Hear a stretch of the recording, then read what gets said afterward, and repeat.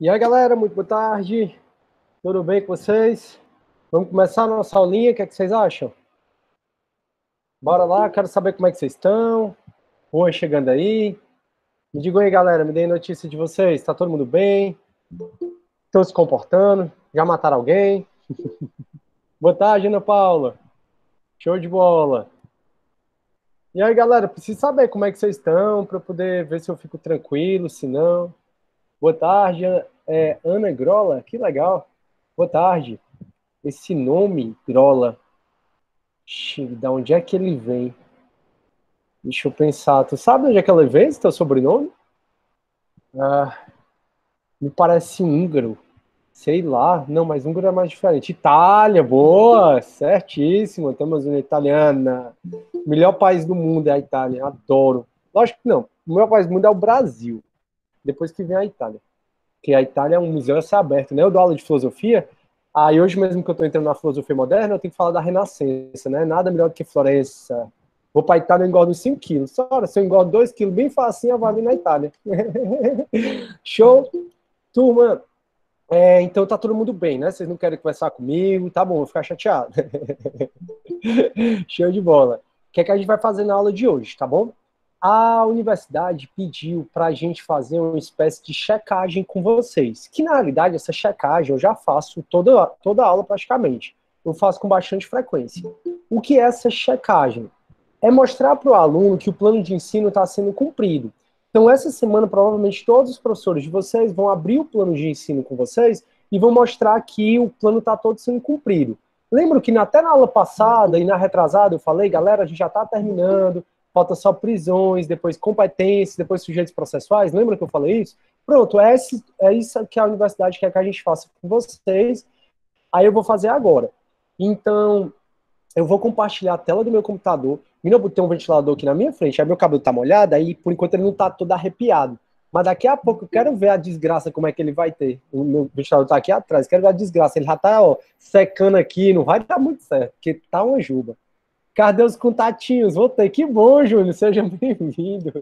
Eu já te disse que como é você que pergunta sobre os contatinhos, acredito que seja mais você. Tranquilo que esteja que ter esses seus contatinhos aí.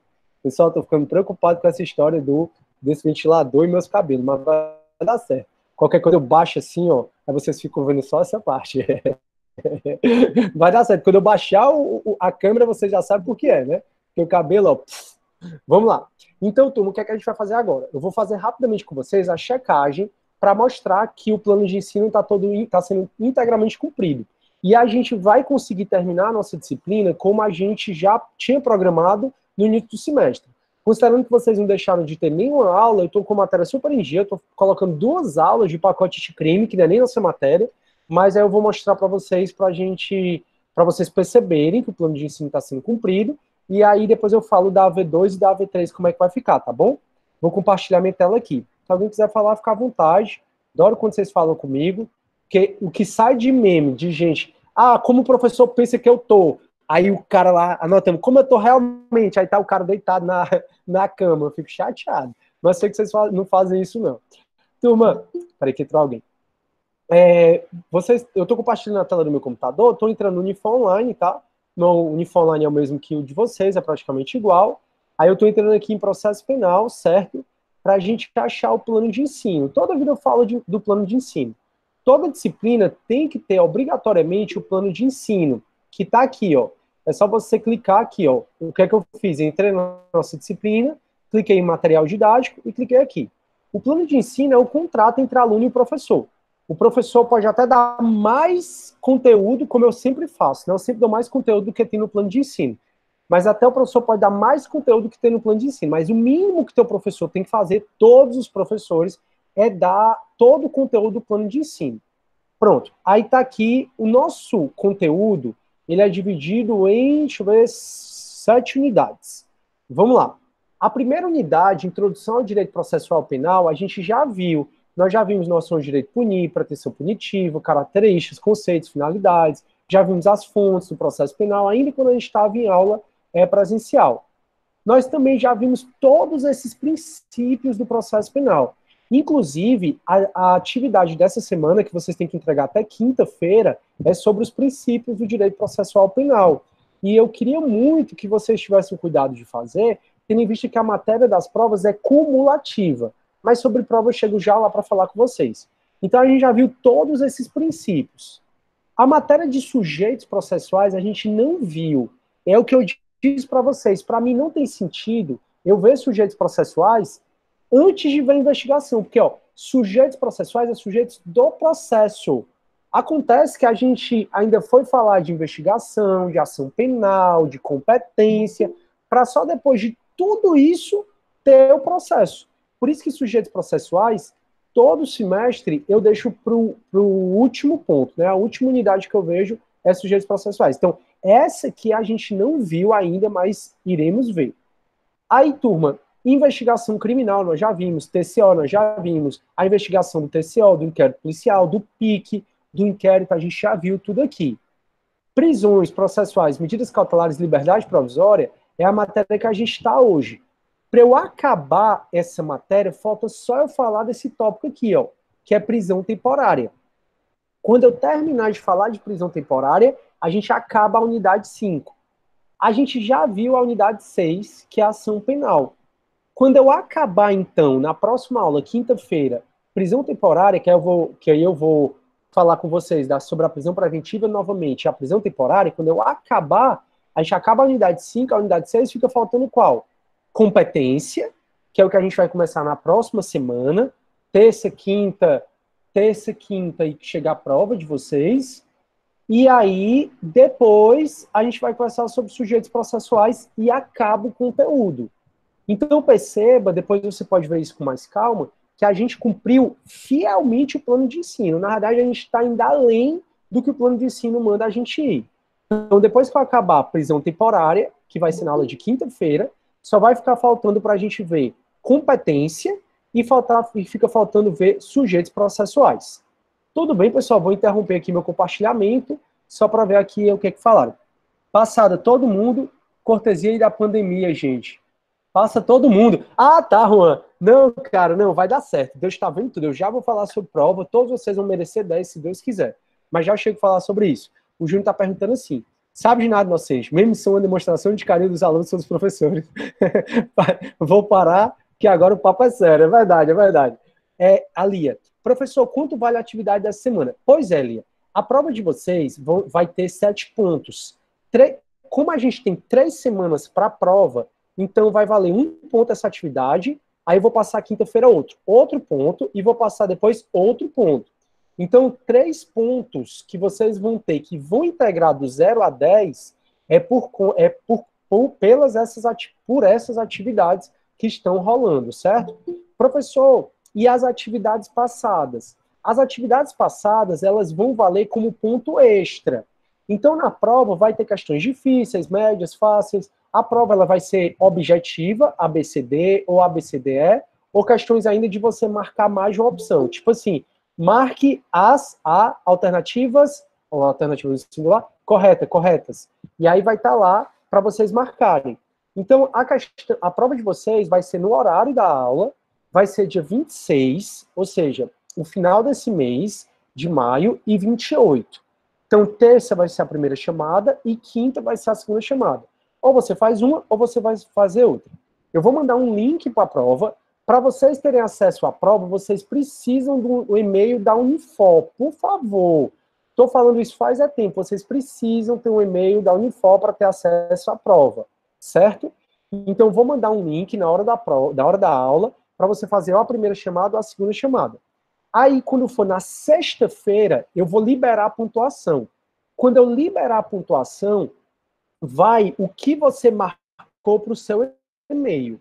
Então, você vai notar que você vai na prova. Janete, tu tá prestando atenção, não tá, linda? Só para tu passar direitinho para os alunos, para a gente alinhar. Eu sei que você já sabe que você é top suprema, mas não custa. Show. Então, dia 26, eu vou mandar um link na hora da aula e eu vou, quando for 7 horas, não vai mais aceitar a resposta. Quando for, dia 27, dia 26, né? E depois na quinta, que é 28, aí eu vou mandar outro link para quem não fez a primeira chamada fazer a segunda chamada. A maioria das questões foi elaborada pela nossa querida monitora Janete. Por que que eu fiz isso? Porque eu entendo que a maioria eu entendo que o monitor é um professor em formação. Eu converso muito com a Janete, eu passo muita experiência para ela, porque a única diferença que eu tenho para vocês é que eu tenho um pouco mais tempo no direito do que vocês, né? Só essa diferença. Então, como eu estou na Unifor há 13 anos, eu já passei pelo que vocês imaginarem de situação, e por isso eu consigo ter um certo jogo de cintura, e a Janete, ela está cada vez mais rapidamente tendo também, que eu fico muito orgulhoso. O fato é que, turma, para a gente evitar até, sim, aí o monitor é um professor em formação. Eu sei que muitos de vocês são monitores. Então, eu possibilitar a Janete a elaborar questões com base nas questões dos TDs. Então, ela me mandou sobre inquérito, sobre ação penal, sobre prisão e liberdade provisória. Eu vi essas questões, algumas eu aceitei integralmente, outras eu mudei, e aí eu coloquei na prova de vocês. Aí a Janete vai fazer um GED. Então, já que o monitor é um professor em formação, eu disse, não, então eu vou fazer essas questões, vou colocar na prova essas questões que a Janete fez, para que vocês se estimulem de ir para o GED. Porque no GED ela vai resolver essas questões. Então, professor, eu já quero saber quais são as questões que vão cair na prova. Vá para o GED, que a Janete vai resolver com vocês todas as questões que vai cair na prova, tá bom? Ela, inclusive, vai ter acesso à prova antes de eu aplicar para vocês. Então, a prova da V2, primeira chamada dia 26, segunda chamada dia 28, vai ser na hora da aula. Eu vou mandar um link para você acessar a prova. Você tem que ter, para você acessar a prova, você tem que ter o e-mail da Unifor, ok? Para você acessar a prova, vou já começar a baixar aqui. Então, para você acessar a prova, você vai ter que ter o e-mail da Unifor. E aí você vai fazer a prova dentro do horário da aula. Quando for na sexta-feira, eu libero a pontuação de vocês e vocês vão receber a prova integralmente. E eu vou colocar o espelho de prova no Unifor Online. Professor, e a AV1, que a gente fez faz tempo? Pois é, a AV1, como vocês sabem, eu não consigo entregar para vocês, ela está na Unifor e não tem como pegar, babá. Só que vocês têm todo o direito de saber a correção, né? E eu também possibilitei, mesmo se você fez a AV1 primeira chamada, eu possibilitei a todos os alunos, mesmo que tenha feito a primeira chamada, a fazer também a segunda chamada da AV1. Por que eu possibilitei isso? Exatamente porque o aluno que se sentiu prejudicado, porque não teve acesso à prova por conta da pandemia, ter a possibilidade de ter uma outra chance e fazer a AV2, ou fazer a AV1 segunda chamada. Alguns alunos fizeram a AV1 segunda chamada e eu considerei a nota da segunda chamada. Então, eu já coloquei no Unifor Online, e aí eu vou compartilhar minha tela de novo, para mostrar para vocês onde, eu já coloquei no Unifor Online o gabarito tanto da AV1 primeira chamada, como da AV2, como da AV1 segunda chamada. Então, no Unifor Online, aqui em material didáticos, tem aqui, ó, essa parte aqui, deixa eu pegar aqui. Tem essa parte aqui, não, né? Eu acho que eu coloquei foi aqui. Pronto, foi, exatamente. Ó, nessa parte aqui, turma, que se chama trabalho de alunos, eu coloquei aqui, ó, espelho da AV1 primeira chamada, espelho da AV2 segunda chamada. Então, caso você queira ainda estudar, revisar a AV1, porque vai cair matéria da AV1, por exemplo, eu falei para vocês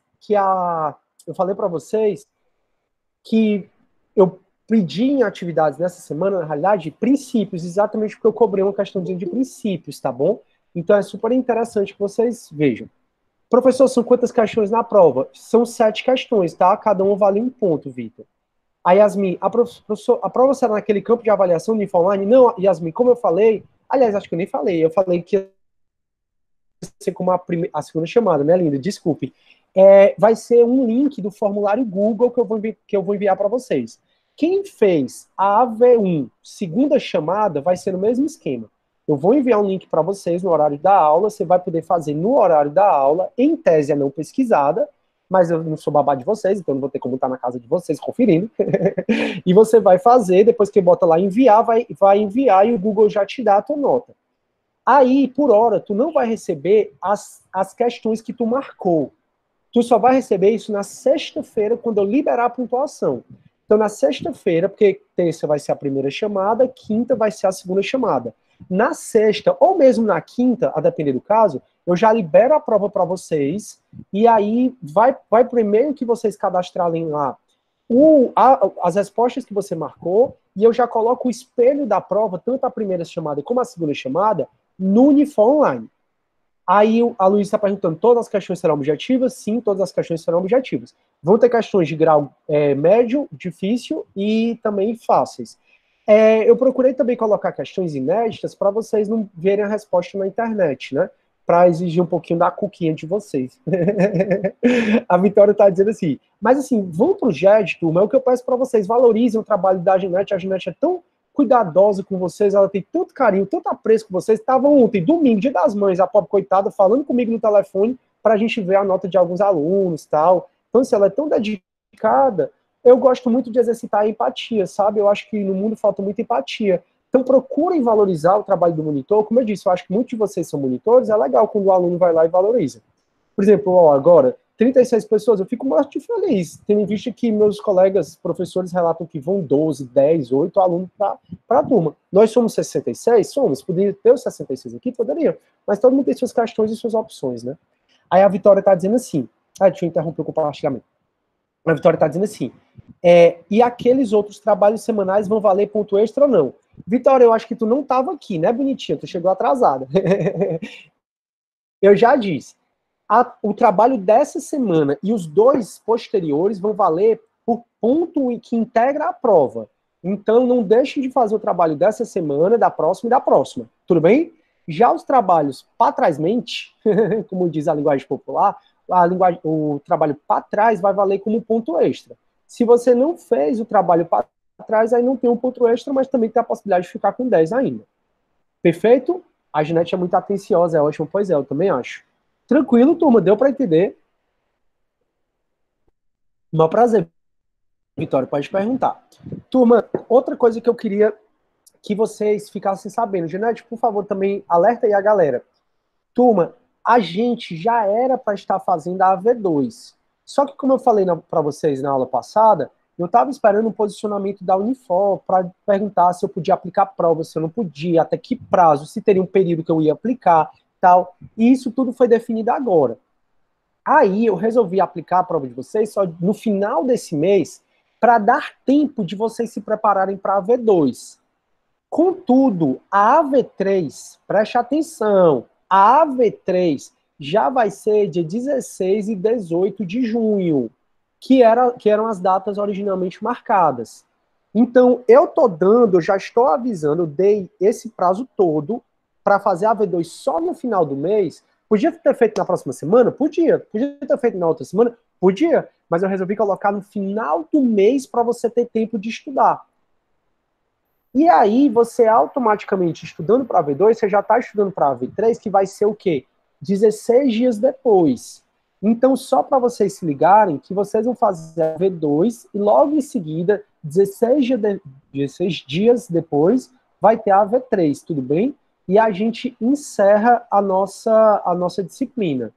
Tudo bem? Então, acho que eu respondi para a Raíza. Não, a Raíza que está falando, isso atenciosa, é a Letícia. Se não tem prazo para a AV3, pois é, Letícia. Então, turma, eu sei que vai ficar muito perto a AV2 da AV3, mas eu estou fazendo isso para vocês terem tempo de estudar para a AV2. Para de repente não chegar para vocês, eu dizer assim, pessoal, tem prova na próxima semana. Eu não acho certo, não acho justo. Eu sei que vocês têm outros trabalhos, outras disciplinas, tem trabalho fora da faculdade, enfim. Então, já vão se ligando que vocês vão fazer a AV2 dia 26, primeira chamada, 28 segunda, e dia 16 a AV3, primeira chamada, e 18 segunda chamada, e a gente encerra os nossos trabalhos. Show? Beleza? Podemos falar do pacote de crime agora, turma? Alguém está com alguma dúvida? Sim, não, mais ou menos.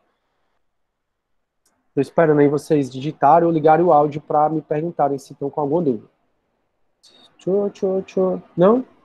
Então pronto. Podemos então falar sobre as alterações do pacote de crime, vou revisar um pouco, e a gente hoje termina as alterações do pacote de crime, tranquilo? Porque eu quero que vocês saiam processualistas. Quero que vocês saiam dessa disciplina e façam que nem a Ginete. Vou fazer monitoria para processo penal, porque eu sei só tudo. Você marca o professor? Tranquilo, né? Então, turma, eu vou compartilhar, vou usar o mesmo arquivo que eu já enviei para vocês. Ginete, se der compartilhar no grupo de novo, o mesmo arquivo que eu já utilizei para vocês. Eu espero que vocês tenham lido, tá bom? Eu acho que tem mais dúvida aqui. Desculpa, eu nem vi, Michele. A Michele disse assim, professor, postei todos os trabalhos anteriores, mas eu bati um print da tela que está lá, mas até hoje... Quando está em andamento, é porque tu não finalizou, mas eu consigo receber, Michele, pode ficar tranquila, tá bom? Porque tem, sei lá, tem que finalizar para poder dar como enviado, mas eu consigo receber. A Raíza disse assim, como será o estilo da AV3? Mesmo esquema, Raíza, mesmo esquema da AV1 segunda chamada, da AV2 e da AV3. A Laís está tudo bem? A Beatriz está falando assim, professor, a AV3 será? Sim, mesmo formato. Mesmo formato. A segunda chamada da AV1 vai ter o mesmo formato da AV2, que vai ter o mesmo formato da AV3. Aí a Gineste vai compartilhar o grupo com vocês. A Janaína disse assim, homo mesmo é tributário, penal eu não gosto. Pois, Janaína, engraçado. Quando você estudar bem, que você começar a perceber o direito tributário, você vai perceber que o direito penal e o direito tributário têm íntima relação. O direito tributário, ele pegou emprestado os mecanismos do direito penal para funcionar. Percebe como os princípios se aplicam, como a parte de infrações tributárias. Eles pegaram muito do direito penal e o tributário, né? Pegou muito o direito penal e aplicou para o tributário.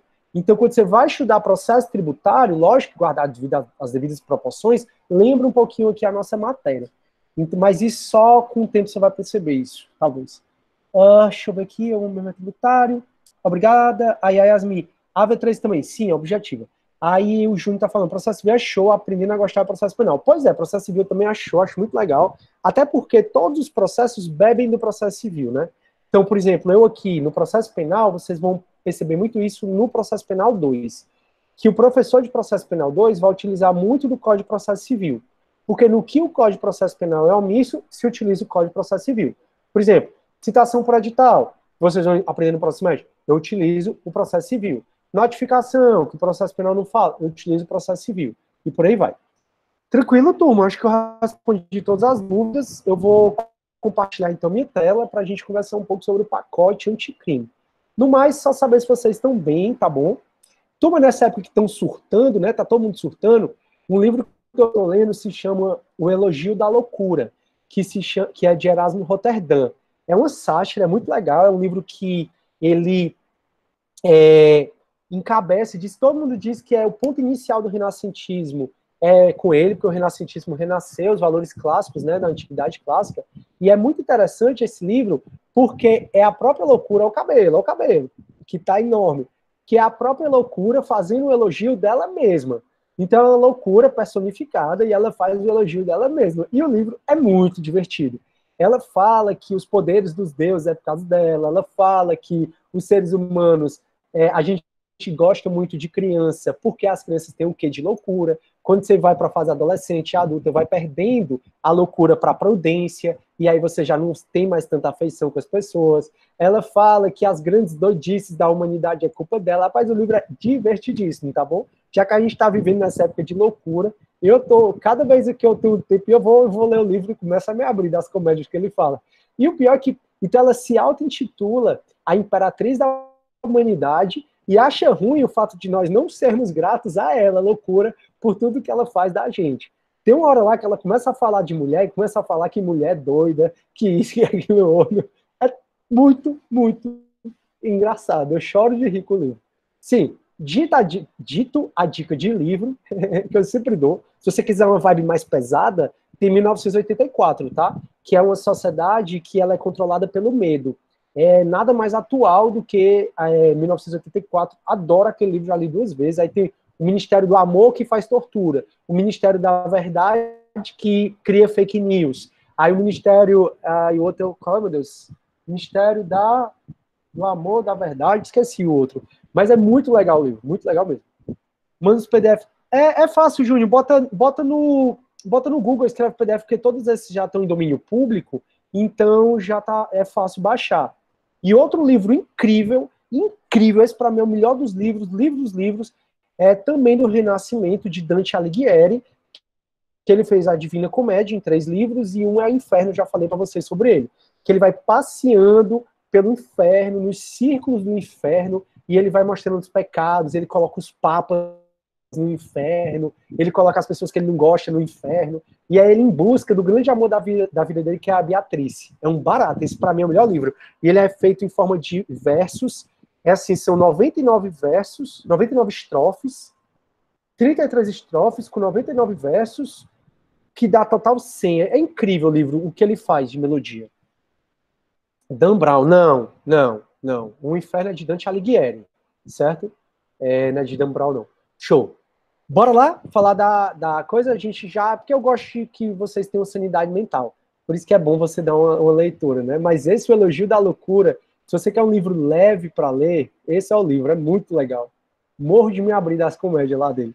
Show. Turma, tô compartilhando minha tela, tá bom? A Ginete já mandou o material aí no grupo, que a gente já começou na aula passada, e o material é esse, tá bom?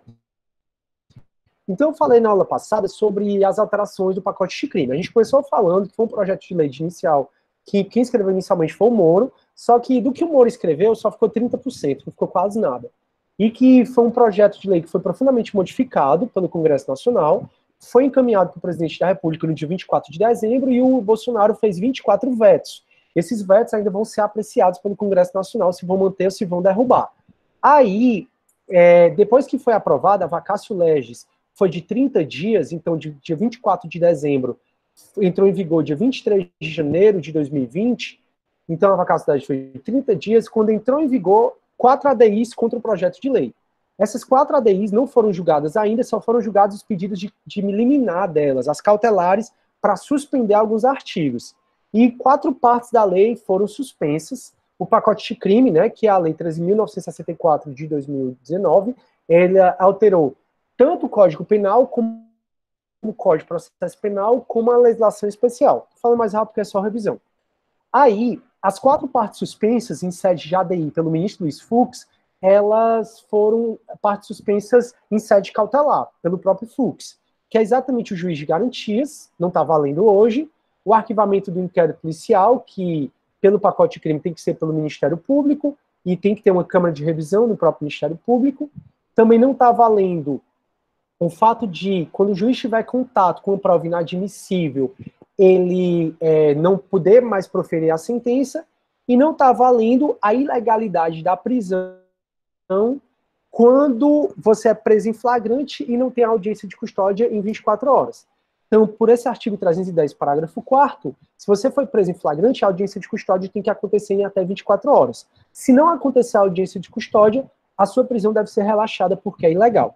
Então, as 4 partes da lei que não está valendo hoje, porque foram suspensas em sede de ADI, são essas: juiz de garantias, o novo arquivamento do inquérito policial, o juiz ficar proibido de preferir a sentença quando ele tiver contato com prova declarada inadmissível, e o fato da prisão em flagrante ser ilegal quando passar 24 horas do flagrante e não tiver tido audiência de custódia. Então, não está valendo.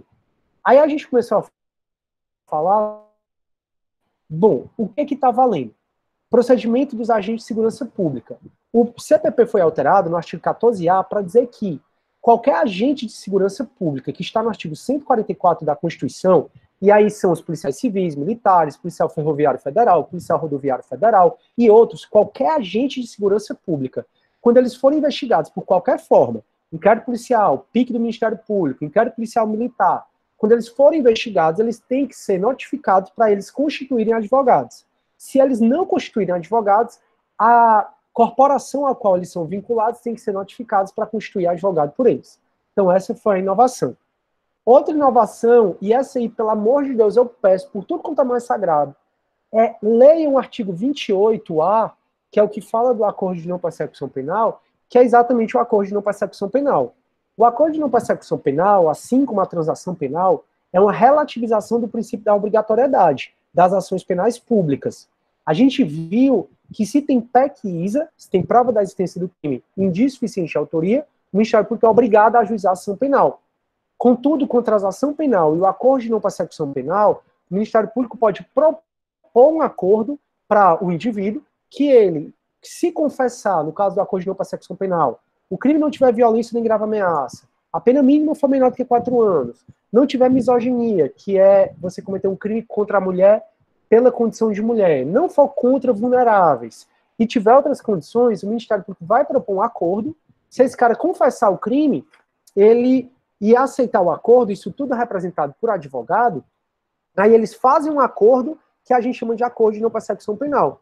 Então eu furtei e o Ministério Público chega e diz assim, Sidney, tu é primário de bons antecedentes, tu não se beneficiou ainda com o acordo de não persecução penal, não cabe transação penal, o crime tem pena mínima menor do que 4 anos, não foi contra mulher pela condição de mulher, não foi contra vulnerável, então tu furtou, Sidney, tu preenche todos os requisitos para eu fazer um acordo contigo. Ótimo. O que você quer que eu faça? Ah, Sidney, eu quero que você dê aula de graça para escola pública, eu quero que você preste serviço à comunidade, eu quero que você pague cestas básicas. Se eu topar representado pelo advogado, fecha o acordo de não persecução penal, manda para o juiz, e o juiz ele vai homologar ou não esse acordo.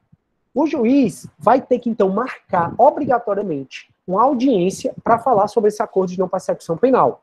E nesse acordo de não persecução penal, o juiz dessa audiência vai olhar se eu estou fazendo um acordo voluntariamente. Se eu não fui forçado, ele vai falar, Sidney, você entendeu o que é o acordo de não persecução penal? Você topou, você quer mesmo isso? Então o juiz vai analisar se eu estou com voluntariedade. Se tiver sim, se eu tiver não, eu estou fazendo porque eu quero, aí o juiz vai ver se as condições que o MP me colocou, prestar serviço à comunidade durante um mês, durante a pena, né? Ou então, se as condições que o MP colocou, elas são suficientes na visão do juiz. Se o juiz achar que sim, ele homologa. Eu cumpri tudo, eu fico primário e de bons antecedentes, e xinga a minha punibilidade, e o MP não pode mais me processar por aquele furto. Contudo, se o juiz não homologar, pode o MP refazer o acordo, ou pode eu e o MP entrar com recurso chamado recurso em sentido estrito, que vocês vão ver no próximo semestre. Então, da decisão do juiz que não homologar o acordo de não persecução penal, vai caber o recurso em sentido estrito para o tribunal, para o tribunal, no caso, segunda instância, né, o TJ ou o TRF. Esse é o acordo de não persecução penal. Por favor, peço por tudo quanto é mais sagrado, leia o artigo 28A que eu já li com vocês. Alguém perguntou alguma coisa? Bora lá. A Ginela disse assim, professor, faz tempo que o senhor começou, a Fabíola me ligou e saí da aula. Faz, eu começo toda a aula já indo 5h20, tá bom? Aí, pois é, 5h20. Qualquer coisa tu vê depois, vai estar gravado, tá? Eu passo o link no YouTube. Vamos lá. Então, esse foi o acordo de não persecução penal. Aí a gente viu também a parte de restituição de coisa apreendida. O que é a restituição de coisa apreendida? O Código Penal ele foi alterado no artigo 91A para possibilitar que, como efeito da condenação, haja o que a doutrina está chamando de perdimento alargado de bens. É muito doido. Depois leiam o artigo 91A. É o Ministério Público poder, na denúncia, então ele vai denunciar uma organização criminosa, por exemplo. Ele, na denúncia, já vai indicar quais bens aqueles denunciados eles compraram com proveito do crime. Então, vamos supor que eu vou ser denunciado por tráfico, o Ministério Público já vai indicar que a casa que eu moro, que a minha lancha, que o meu carro, ele já vai indicar que aqueles bens foram obtidos com o produto do tráfico. E aí, o que é que vai acontecer? O juiz pode, ao final da condenação, ao final do processo, ao condenar a galera, determinar o perdimento de todos os bens que o Ministério Público indicou que eram meus. Quem vai ter o ônus de provar que esses bens eu adquiri com o meu trabalho de professor, por exemplo, sou eu. Se eu não provei que os bens que o MP está dizendo que eu obtive por meio ilícito, com proveito do crime, se eu não provar que esses bens que ele está dizendo que eu obtive com proveito do crime, eu obtive licitamente, o juiz vai determinar o perdimento desses bens.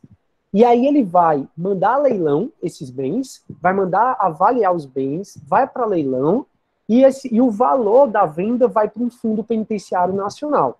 Mas se for para as drogas ou se tiver outro fundo específico, vai para esse fundo específico. Então a restituição de coisas apreendidas foi alterada.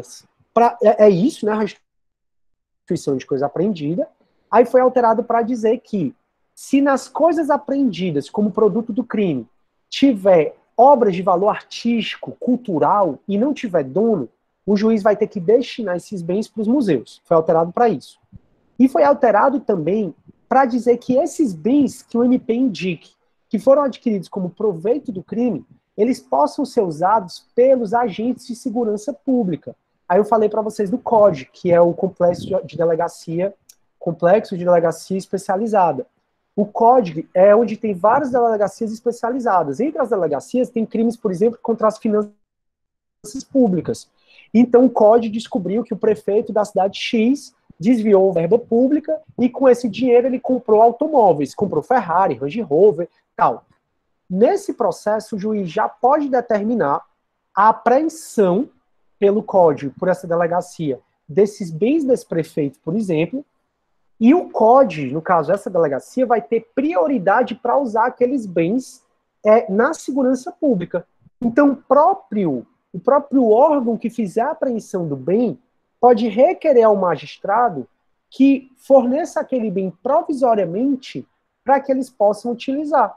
Então, apreenderam carros em operações, ao invés do carro estar se acabando, o juiz já dá uma autorização provisória para o órgão de segurança pública usar aquele bem. E quem tem prioridade, então vamos supor que a Polícia Federal apreendeu um carro proveniente de ilícito, de uma receptação, por exemplo, a Polícia Federal apreendeu, mas é a Polícia Rodoviária Federal que quer usar. Quem vai ter prioridade de usar é a Polícia Federal. Contudo, a Polícia Rodoviária Federal, que é um órgão de segurança pública também, pode pedir para usar aquele carro. Ao final do processo, tem ainda a possibilidade do juiz converter aquela autorização provisória do órgão usar aquele bem em definitiva. Então, foi para isso que foi alterada a restituição de coisas apreendidas. Então, foi alterado no Código Penal que o MP já pode indicar quais são os bens que foram adquiridos com o produto do crime. Foi alterado para dizer que se os bens apreendidos forem bens de valor artístico, cultural, científico e não tiver dono, pode ir para museu. E foi alterado para garantir que os órgãos de segurança pública possam utilizar os bens que eles apreenderam na sua atividade. Então o juiz fornece um título provisório, uma autorização provisória para eles utilizarem, e eles têm quem apreendeu, o órgão que apreendeu tem prioridade nessa utilização, e eles também, no final, podem requerer que essa autorização provisória se torne autorização definitiva. Alguma dúvida, turma? Deixa eu ver aqui.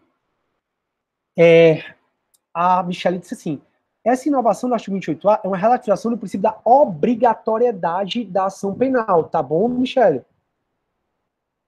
Tem muito a ver, Michele, com aquilo que a gente chama de justiça restaurativa, que eu vivo conversando com vocês.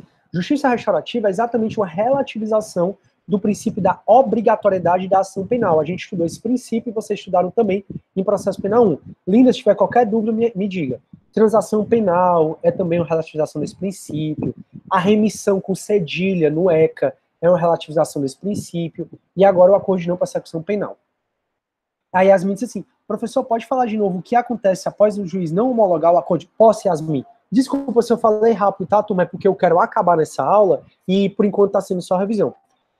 Yasmin, assim, se o juiz não homologar o acordo de não persecução penal, você entendeu que o acordo de não persecução penal, o MP vai propor, e o criminoso tem que confessar, não que vai ser condenação, ele vai continuar primário de bons antecedentes, tá, Yasmin? Mas ele tem que confessar o crime, então, eu furtei, eu tenho que confessar que furtei, mas isso não vai gerar condenação, e junto com o advogado, sempre com o advogado ou defensor público, eu firmo esse acordo com o MP. Aí esse acordo vai para o juiz, e o juiz vai ter que marcar uma audiência. O juiz vai estar presente, o MP vai estar presente, o meu advogado e eu. Quando o juiz analisar, ele pode homologar ou pode não homologar.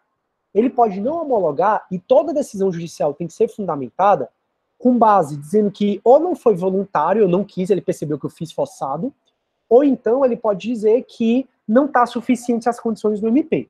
Se o juiz não homologar, pode acontecer duas coisas, que aí é a tua pergunta. A primeira, Yasmin, é o MP refazer o acordo. Se o MP refizer o acordo, eu tenho que concordar. E a segunda coisa, Yasmin, é o MP ou eu entrar com recurso chamado de rese, que é recurso em sentido estrito, que está no 581 do CPP. Então, uma das alterações do Código de Processo Penal foi possibilitar o rese quando o juiz não homologa o acordo de não persecução penal. Eu já mostro para vocês isso. Tudo bem? Show. Então, se o juiz não homologar, o MP pode refazer o acordo, e se é um acordo eu tenho que concordar também, ou eu e o MP a gente pode entrar com rese, com recurso em sentido estrito. No artigo 521, inciso 25. Já mostro para vocês esse dispositivo. Show! Aí, turma, a prova inadmissível, essa parte aqui também foi alterada, que ela não está valendo hoje, eu já falei para vocês, que é o fato de se o juiz tiver contato com prova declarada inadmissível, ele não vai poder mais proferir a sentença. Então, esse material é muito legal, porque você vê o antes e o depois, eu marco para vocês. Então, essa é a prova inadmissível. Aí, o Código Penal foi alterado também para, no que a gente chamou de cadeia de custódia. Há 10 anos atrás, o código já, aliás, a doutrina já vinha falando na cadeia de custódia. O que é isso, professor? Se você fizer a optativa de medicina legal, que é com o professor Vitor Hugo, que ele é sensacional, ele vai te explicar a cadeia de custódia. Porque esse é um assunto mais relacionado aos peritos, a PEFOS. E ele é um médico, ele também ele é um médico da PEFOS, que é a perícia forense do estado de Ceará. Como assim, professor? Não entendi. No título 7 do Código Penal, a gente tem um título chamado da prova. Que prova é aquele que é produzido em contraditório judicial, lembram? Acontece que o que os peritos fazem, eles fazem na hora do inquérito policial, eles fazem elemento de informação. Contudo, durante o processo, o que os peritos fizerem, vai ser dada oportunidade a esses peritos, vai ser dada oportunidade às partes a fazer o contraditório do que os peritos produziram, e quando as partes fizerem o contraditório do que os peritos produziram, a gente já viu que a diferença principal entre elemento de informação e prova é que prova tem contraditório e elemento de informação não tem. Então, por exemplo, aconteceu um crime, aí eu matei alguém, eu disse para vocês que chega a polícia, lacra o local, espera chegar o IML, espera chegar a PFOS para fazer a perícia. Como está em sede de inquérito, como não está na frente do juiz, como não tem contraditório, o que os peritos estão fazendo ali é um mero elemento de informação, mas que vai ser juntado ao processo no futuro. E quando for juntado ao processo que as partes tiverem direito de contradistar aqueles elementos de informação, deixa de ser um mero elemento de informação e passa a virar prova. Então, se o que os peritos produzem no futuro pode virar prova, eles têm que ter todo cuidado na coleta, no transporte, no armazenamento e até no descarte dessas provas que eles estão colhendo. Então, cadeia de custódia vai ser um processo histórico que os peritos vão ter que fazer bem direitinho, documentar bem direitinho o passo a passo de cada vestígio que eles pegaram do crime. O que é o vestígio, professor? Vestígio, galera, é qualquer rastro do crime. Então, o sangue, a arma, a pólvora, a bala, o corpo, o sêmen, as digitais, tudo que o crime deixar, a gente chama de vestígios. Se o crime deixa vestígio, aí vocês vão ver no próximo semestre. Isso que eu estou falando na matéria do próximo semestre. Se o crime deixa vestígio, é obrigatório, sob pena de nulidade, o exame de corpo de delito. Então, quem faz o exame de corpo de delito? O perito.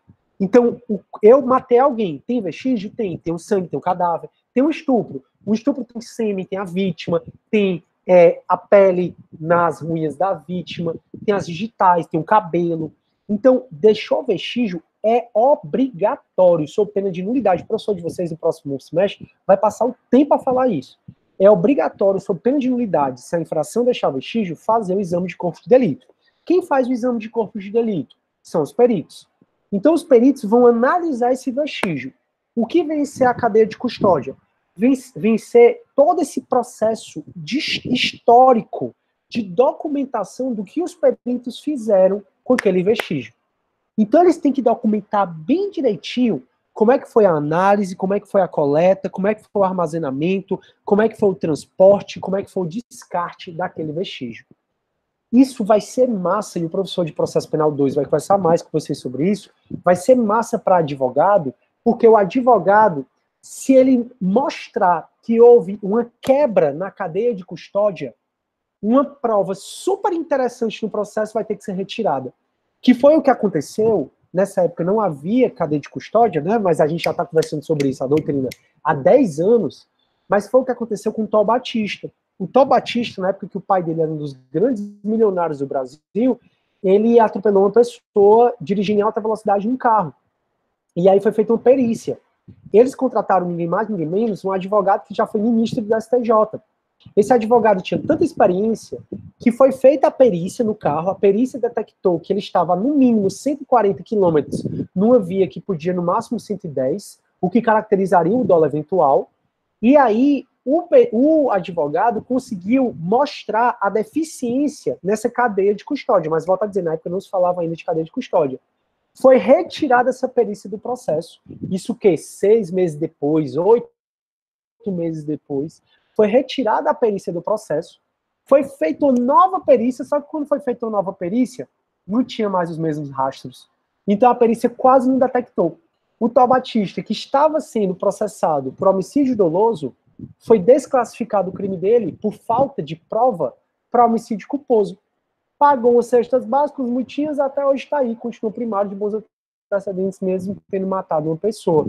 Então isso, cadeia de custódia, é uma atenção redobrada. E vocês vão ver que o código que foi alterado para colocar do artigo 158A até o F, ele definiu tudo que o perito tem que fazer. Foi uma obrigação aqui para os peritos, para eles cuidarem bem direitinho do vestígio, documentando da coleta até o descarte. Tudo que acontecer com o vestígio, o perito vai ter que documentar. Porque se essa perícia um dia virar prova e você mostrar que houve a quebra na cadeia de custódia, essa prova vai ter que ser declarada inadmissível, vai tirar a prova do processo e sem prova o teu cliente tem que ser declarado inocente. Lembra do que a gente falou? Tá fazendo sentido na cabeça de vocês o processo penal? O processo penal é muito massa. Eu chego a me arrepio aqui quando eu falo. Sim. Então, turma, só para vocês terem noção, o título 7, que é chamado da prova do Código Penal, começa no artigo Código de Processo Penal, começa a partir do artigo 155, foi alterado o capítulo 2, que antigamente era chamado assim, ó, isso é matéria do próximo mês, tá? Do exame de corpo de delito e das perícias em geral. Antes era assim. Foi inserida essa parte aqui, ó, da cadeia de custódia, para ele poder definir a cadeia de custódia. Então foi inserido um parágrafo único no artigo 158, que vai dizer assim: dá-se-á prioridade à realização do exame de corpo de delito quando se tratar de crime que envolva violência doméstica familiar contra a mulher ou violência contra a criança. Foi, então, esse parágrafo único dizendo assim: peritos, se envolver os vulneráveis, mulher, criança, idoso, pessoa com deficiência, você tem que dar prioridade às suas perícias. E no artigo 158A, ele definiu que é cadeia de custódia. Considera-se cadeia de custódia o conjunto de todos os procedimentos utilizados para manter, documentar a história cronológica do vestígio coletado em locais ou vítimas de crimes, para rastrear sua posse e manuseio a partir do reconhecimento até o descarte. Ou seja, é a obrigatoriedade dos peritos documentarem bem direitinho. Aí aqui eu não vou, turma, ficar aquele conceitua, certo? A cadeia de custódia compreende reconhecimento, o que é reconhecimento, isolamento, o que é isolamento, fixação. Eu não vou ficar definindo aqui com vocês porque não tem sentido. Mas basicamente o que ele vai falar aqui é a obrigatoriedade dos peritos tomarem cuidado e documentarem passo a passo do que aconteceu no vestígio. Da coleta, do armazenamento, do transporte, do depósito, do descarte. Então isso é a cadeia de custódia. Deixa eu ver se vocês têm alguma dúvida. Ninguém está com dúvida. Deu para entender o que é cadeia de custódia, né? Acredito que sim. Show. Aí, turma, medidas cautelares é matéria do nosso semestre. Eu já vi tudo com vocês, mas eu vou revisar. Mas eu vou primeiro pular, porque aí eu consigo terminar coisas que são mais rápidas. Mas já eu reviso com vocês as medidas cautelares, que basicamente é para dizer que o juiz não pode mais decretar medida cautelar de ofício. Nem prisão de ofício, ele pode revogar a prisão de ofício, ele pode revogar a medida cautelar de ofício. Essa foi a primeira mudança. A segunda mudança foi para dizer que o juiz tem que fundamentar a decisão dele. Então o juiz tem que fundamentar no caso concreto, porque senão é nula a tua decisão. Mas já eu chego lá. Turma, matéria de muita polêmica que está tendo no pacote de crime é a possibilidade de execução provisória da pena. Também não é matéria desse semestre, júri vocês vão ver no próximo semestre, em processo penal 2, mas Às vezes, o aluno acha que não existe mais a execução provisória da pena, já que o STF, como eu falei para vocês, ele diz que não existe mais a prisão depois de condenação em segunda instância. Contudo, a gente ainda tem uma possibilidade de execução provisória da pena, e que eu acho que o Supremo vai declarar inconstitucional, que eu vou falar para vocês agora. Foi impugnado naquelas 4 ADIs, hoje está valendo, o que eu vou falar para vocês está valendo. Eu acho um absurdo, porque é uma execução provisória da pena, enquanto o cara ainda está sendo tratado como inocente, eu deveria estar sendo tratado como inocente, mas não está, mas está valendo. O que é? O Tribunal do Júri, como vocês estão cansados de saber, julga crimes dolosos contra a vida. Homicídio doloso, aborto, infanticídio, instigação, induzimento, auxílio ao suicídio ou à automutilação. O fato é que o artigo 492, que é o que fala do Tribunal do Júri, fala da sentença que o juiz-presidente do Tribunal do Júri dá condenando o cara. Então, no caso de condenação, olha o que é que ele foi inserido aqui. Foi alterada a redação da linha E para dizer assim, ó, se o cara for condenado no Tribunal do Júri, aí preste atenção, mandará o acusado recolher-se ou recomendá-lo à prisão em que se encontra se presentes requisitos da preventiva, seja existia. Ou, aí vem a alteração a partir de agora. No caso de condenação a uma pena igual ou superior a 15 anos de reclusão, determinará a execução provisória da pena. Então, por exemplo, eu como oficial de justiça, eu fico muito de plantão no júri. Se eu tô lá de plantão e o juiz-presidente do júri, o juiz condenar não, os jurados condenarem o indivíduo, porque matou a vizinha, o vizinho não sei quem, condenou o indivíduo, ou seja, condenou os Nardoni, que a pena dele foi 31 anos, a dela foi 26, a da madrasta. Condenou os Nardoni, viu que a pena foi mais do que 15 anos, o juiz obrigatoriamente coloca para eles já começarem a cumprir pena, mesmo eles podendo apelar para o tribunal. Então a regra é que se a sua condenação no Tribunal do Júri for superior a 15 anos, igual ou superior a 15 anos, você já começa a cumprir pena.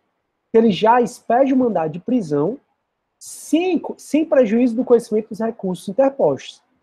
Aí o parágrafo terceiro vai dizer, ó, excepcionalmente, o juiz não vai mandar executar provisoriamente a pena. Excepcionalmente, que é que o parágrafo terceiro está dizendo? A regra é que se no Tribunal do Júri tua condenação for superior a 15 anos, igual ou superior, tu vai ter que logo começar a cumprir pena. Enfim, eu acho que isso vai ser declarado inconstitucional, vamos esperar o Supremo se manifestar. Mas só excepcionalmente isso não vai valer, como diz o parágrafo terceiro.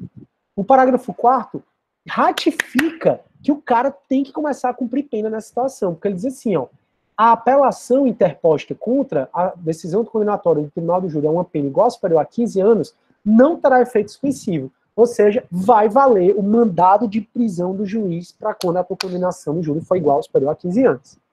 E ele vai mais uma vez, ó, pela terceira vez, dizendo que só excepcionalmente o juiz vai dar efeito suspensivo e o cara não vai começar a execução provisória da pena. Isso aqui tudo vocês vão ver no próximo semestre, eu quero só que vocês fiquem que a regra é que se a sua condenação no Tribunal do Júri for igual ou superior a 15 anos, a sua condenação, você vai começar a cumprir a pena provisoriamente. É a execução provisória da pena, que até o pacote de crime não existia mais, mas agora voltou a existir. Enfim, aí aqui ele vai falando que é excepcionalmente. Deu para entender, turma, até agora? Todo mundo está entendendo, os cabelos estão esvoaçando. Pessoal, não tenho culpa, não tenho máquina aqui, viu? E nem quero chamar ninguém, porque Deus me livre para cortar meus bebelos. Mas vai dar certo, Deus está vendo tudo. E o pior é acabando o gel de cabelo, acabando tudo, aí tá ficando uma confusão. Tranquilo, turma. Bora lá. Outra coisa, pessoal. Vocês estão aí, turma? Tá todo mundo assistindo ou vocês estão fazendo outra coisa, olhando no celular, não sei o quê? Vou já acabar as alterações, tá? Que a gente acaba agora. Bom, das nulidades. Uma coisa que o pacote de crime fez muito foi obrigar o juiz a fazer uma sentença condenatória fundamentada no caso concreto. Dizer assim, tem que fundamentar no caso concreto. Não vale uma decisão que é carente de fundamentação. Já eu mostro isso para vocês. E aqui, turma, o pacote de crime foi alterado para inserir no artigo 564, que é matéria do próximo semestre, para vocês, dizendo assim, ó, a nulidade ocorrerá nos seguintes casos. O professor do próximo semestre vai falar para vocês da nulidade nominada e das inominadas. Nulidades nominadas são nulidades que o código nomina, que ele traz. E aí foi trazida uma nulidade nominada, que diz assim, ó, a nulidade ocorrerá no seguinte caso. Vai ter nulidade em decorrência da decisão carente de fundamentação. Ou seja, juiz, tu tem que fundamentar com base em caso concreto. Não adianta falar que para me condenar pelo roubo, que a sociedade não aguenta mais o roubo. Tem que me condenar falando do meu caso concreto. Eu sempre falo isso para vocês. Que o direito penal ele é casuístico, que não dá para ser com base no geral. Então a nulidade vai ser uma nulidade em decorrência de uma sentença carente de fundamentação. As últimas duas alterações do CPP são bem simples. Um eu já falei para vocês, que vai caber recurso em sentido estrito, aí foi inserido o artigo 581, inciso 25, para dizer da decisão do juiz que recusar a homologação à proposta de um acordo de não persecução penal. Então, se você fez um acordo de não persecução penal com o juiz, com o MP, o juiz na audiência não homologou, você entra com reza. E a última alteração do CPP foi uma alteração bem simples. O CPP foi criado em 1941. Na época não existia o STJ. Se não existia o STJ, consequentemente, não existia o recurso especial. Na época existia o Tribunal Federal de Recursos. Não existia o STJ. O fato é que foi alterado só para inserir a expressão recurso especial no artigo 638, para dizer que o recurso extraordinário, que é o que vai para o Supremo, e o recurso especial, que é o que vai para o STJ, serão processados pelo Supremo e pelo STJ na conformidade estabelecida pelas leis especiais, que é a Lei 8.038 de 90, pela Lei Processual Civil e pelos respectivos regimentos internos. Ou seja, a alteração aqui foi só para inserir o nome recurso especial, não teve nenhuma alteração. Galera, como é que vocês estão? Lindo de todo jeito. Muito obrigado, Janete. Eu sempre me acho lindo. Mas professor, tanto na redação anterior como na atual, agora o que a diferença é que o STJ também vai ter autonomia para fazer esses julgamentos, né? Na realidade, ele já tinha, porque os recursos, as ações que correm no STJ e no STF, tá numa lei que vocês vão ver provavelmente processo civil, que é a Lei 8.038 de 90. Então, já seguia aquela lei, o recurso especial extraordinário, bem como o regimento interno do Supremo e do STJ, e também o CPC, já seguia. Então, assim, não houve nenhuma alteração substancial aqui nessa parte, foi só inserido o nome recurso especial para acontecer o que já acontece, não teve nenhuma alteração muito não. Comédia, das minhas madeixas, eu não falo das minhas madeixas não, vou já pegar o meu coisa. E o pior é que acabou o gel, aí eu não tenho mais, eu tenho que comprar, mas vai dar certo, eu estava vendo tudo. Mas eu sou sempre lindo. Tranquilo, turma. Posso falar das medidas cautelares, já que é a minha matéria, provavelmente a gente passa um pouquinho aí da aula, mas é só para a gente finalizar todas as alterações do pacote de crime. Por favor, estudem. Eu não vou ganhar nada com isso. Já ganhei na vida, já sou concursado, já ganhei dinheiro, já sou professor universitário.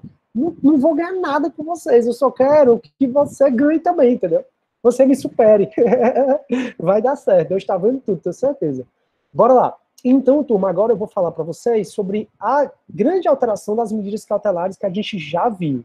Eu vou passar alguns artigos um pouco mais rápido, porque eles ficam só falando mais do mesmo, tá bom? Então, o que é matéria da gente mesmo? É até aqui as medidas cautelares, que é o que eu quero ver com vocês, tá? Então, foi alterada a parte das medidas cautelares, que começa no artigo 282 do CPP, simplesmente, basicamente para dizer o quê? Juiz não pode mais decretar cautelar de ofício, juiz não pode mais substituir cautelar de ofício, no máximo o juiz pode revogar as cautelares de ofício. O juiz não pode mais decretar preventiva de ofício, nenhuma das prisões ele só pode revogar a prisão de ofício. A prisão preventiva, como eu já falei para vocês, o juiz tem que analisar a necessidade dela de 90 em 90 dias. Então, de 90 em 90 dias, o juiz tem que analisar a questão dela. E foi alterado também para dizer que a decisão do juiz tem que ser fundamentada com base em caso concreto e que vai ter nulidade se ele não fundamentar com base em caso concreto. Pronto. Basicamente, a ruma de artigo que a gente vai ver agora é para dizer essas quatro coisas. Então, no artigo 282, ó, foi alterado o parágrafo 2º para dizer que antigamente o juiz podia, antigamente dizia assim, as medidas cautelares serão decretadas de ofício pelo juiz. Foi alterado para dizer que as medidas cautelares vão ser decretadas pelo juiz a requerimento. Ou seja, cautelar não pode mais ser decretada de ofício pelo juiz. Antigamente, dizia que os juízes, eles, como regra, quando o MP pede a cautelar contra mim, por exemplo, eu usar a tornozeleira eletrônica, o juiz era para me dar o contraditório. Só que antigamente, se você vê aqui, não dizia qual era o prazo que eu tinha para contraditar. Então, o que é que os juízes faziam? Alguns recebiam um pedido de cautelar, diziam que era urgente, e aí já decretava cautelar. Hoje em dia, o juiz não pode mais fazer isso como regra. Então, se o MP pede, ou o delegado, pede uma cautelar contra mim, de tornozeleira eletrônica, as cautelares estão 309, a gente já estudou, de internação provisória, o juiz, como regra, tem que me intimar para eu me manifestar no prazo de 5 dias. E ele tem que me intimar com cópia do requerimento dessa cautelar e as necessárias para eu entender o que é que eles estão pedindo e por que é que eles estão pedindo. O juiz só não vai poder, antes de decidir a cautelar, me intimar, em outras palavras, se o MP pedir, o juiz só vai poder decretar logo a cautelar sem me intimar nos casos de urgência e de perigo. E esses casos de urgência e de perigo, olha aqui, ó, deverão ser justificados, fundamentados, em decisão que contém elementos, no caso concreto, que justifiquem tal medida excepcional. Então, se o juiz decretou uma cautelar sem me intimar, nesse prazo de 5 dias, ele tem que fundamentar muito bem fundamentado, porque a gente acabou de ver que se ele não fundamentar com base no caso concreto, é nula aquela decisão e eu vou poder recorrer. Então, essa foi a alteração. Foi também alterado para dizer que se descumprir antigamente, se descumprisse a cautelar, o juiz de ofício podia substituir. Foi alterado para dizer que o juiz não pode mais substituir a cautelar de ofício, ainda que eu descumpra. No máximo, aí vem para o parágrafo 5º, o juiz pode revogar a medida cautelar ou substituir, mas nesse caso tem que ser menos gravosa. O que ele pode fazer de ofício é tornar a situação do réu ou ainda do investigado mais cômoda. De ofício ele pode. Ou seja, o juiz de ofício piorar a situação não pode. Ele pode só melhorar. Então isso foi a alteração. No parágrafo 6º foi sobre a prisão preventiva.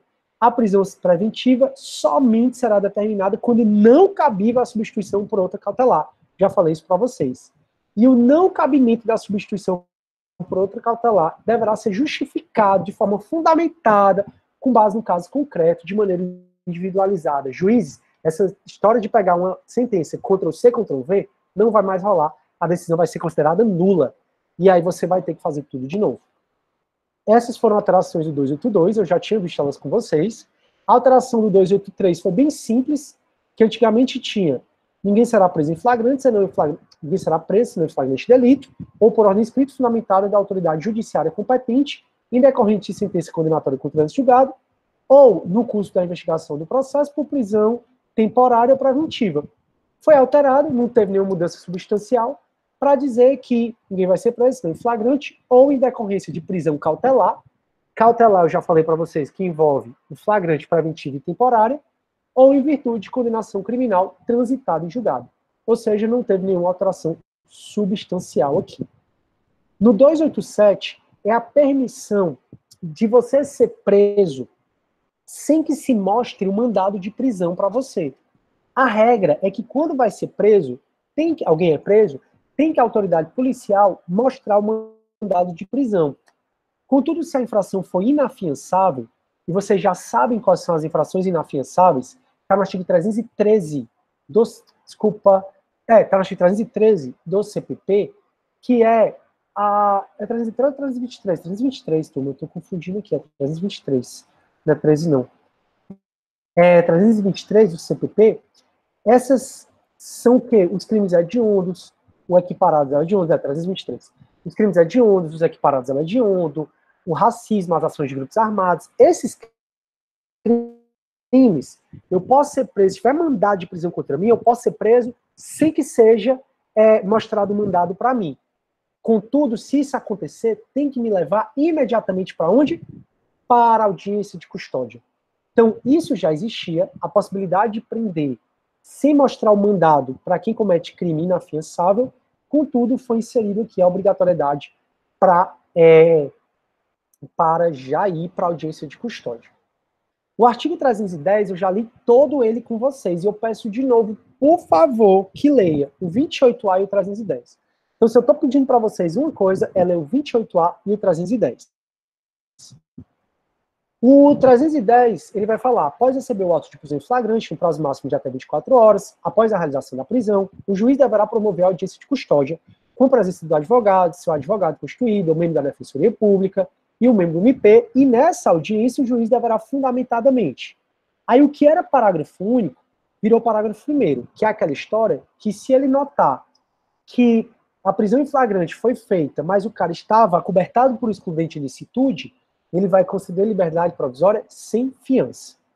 Aí foi inserido o parágrafo 2º, que eu acho que vai ser declarado inconstitucional, que ele vai dizer assim, se o juiz verificar que o agente preso em flagrante é reincidente, ou que integra a organização criminosa armada ou milícia, ou que porta arma de fogo de uso restrito, deverá ser denegada a liberdade provisória com ou sem medidas cautelares.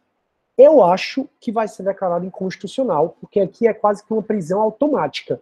Então, eu fui preso com arma de fogo de uso restrito das Forças Armadas, vocês vão aprender isso em Penal 4, o juiz não pode me conceder liberdade provisória. Fui preso e sou integrante de organização criminosa, o juiz não pode me conceder liberdade provisória. Acho que vai ser declarado inconstitucional. A autoridade que deu causa, sem motivação idônea, à não realização da audiência de custódia no prazo de 24 horas, responderá administrativa, civil e penalmente pela omissão. Esse parágrafo 4º é o que está suspenso, porque ele diz que se até 24 horas não fizer a audiência de custódia, vai ter que ser a prisão em flagrante declarada ilegal. Estamos acabando, turma, estamos acabando. O artigo 311 foi alterado, porque antigamente o juiz podia decretar a preventiva de ofício. Foi alterado só para dizer que o juiz não pode mais decretar a preventiva de ofício. O artigo 312, eu também já conversei com vocês, e eu vou conversar na próxima aula de novo. Quando eu for falar de temporário, eu vou revisar a preventiva. E eu falei para vocês que a preventiva, o juiz tem que decretar com base no 312 e no 313.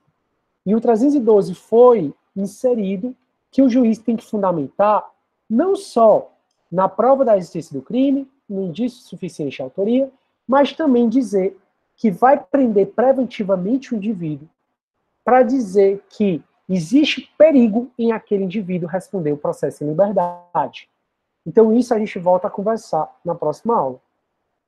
E o parágrafo 2º, a decisão que decretar a prisão preventiva deve ser motivada e fundamentada no receio de perigo e existência concreta dos fatos novos ou contemporâneos que justifiquem a prisão preventiva.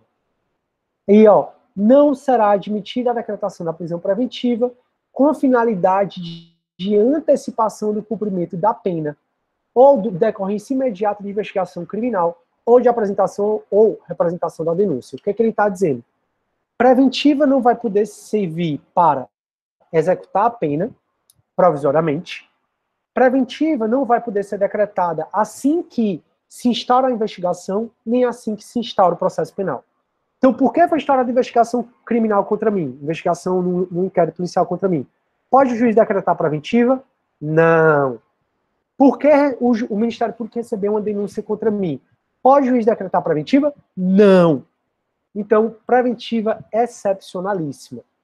E nossos dois últimos artigos, 315 e 316, eles são também bem tranquilos. Eles falam assim, a decisão que decretar, substituir ou denegar a preventiva deverá ser sempre motivada e fundamentada. Na motivação da decretação preventiva ou de qualquer outra cautelar, o juiz deverá indicar concretamente a existência de fatos novos ou contemporâneos que justifiquem a aplicação da cautelar ou da preventiva. Não será considerada fundamentada qualquer decisão judicial, seja ela interlocutória, de sentença ou acórdão, que, se limitar a indicar o ato normativo, de acordo com o artigo 312 do CPP, por exemplo, empregar conceitos jurídicos indeterminados, como, por exemplo, segurança jurídica, princípio da dignidade da pessoa humana, não é motivada decisão que invocar motivos que prestariam a justificar qualquer decisão, aquele velho Ctrl-C, Ctrl-V, não enfrentar todos os argumentos do processo capazes de não decretar aquela cautelar ou aquela preventiva, limitar tão somente a invocar uma súmula, um precedente judicial, ou ainda for contra o enunciado ou súmula ou jurisprudência. E, por fim, vem o 316, que foi alterado para dizer: o juiz poderá, de ofício ao pedido das partes, revogar a prisão preventiva ou qualquer cautelar, se no correr da investigação ou do processo verificar a falta de motivos para que essa subsista, bem como, de novo, decretá-la, se houver requerimento, se sobrevierem razões que justifiquem. Decretada a prisão preventiva, deverá o órgão emissor revisar a necessidade da preventiva de 90 em 90 dias, mediante decisão fundamentada, de ofício. Se não fizer isso, a prisão vai ser ilegal. E com isso, meus queridos alunos, a gente tem todas as alterações do Código de Processo Penal em relação ao pacote de crime. Deu para entender, turma? Eu sei que eu falei um pouco mais rápido, mas muita coisa foi revisão da aula passada e muita coisa a gente já viu nessa aula. Eu vou voltar a falar um pouco dessas alterações na próxima aula, mas quando a gente for ver preventiva e temporária, tá bom? Então, qual é o nosso esquema agora? Quinta-feira, a gente vai ver prisão temporária e prisão preventiva, vai revisar a prisão preventiva, que eu já vi. Dia 19 e 21, a gente vai falar de competência, não vai dar para eu acabar. Aí, dia 26 e 28, é a primeira chamada e segunda chamada da AV2. Dia 2, 4, eu falo de competência. 9, 11, eu falo de sujeitos processuais. 16, 18, AV3 e férias! Show! Vamos lá. Sem fraciar com a mesma deixa. Aí, Inês, se o juiz revogar a preventiva que existe, não pode de ofício.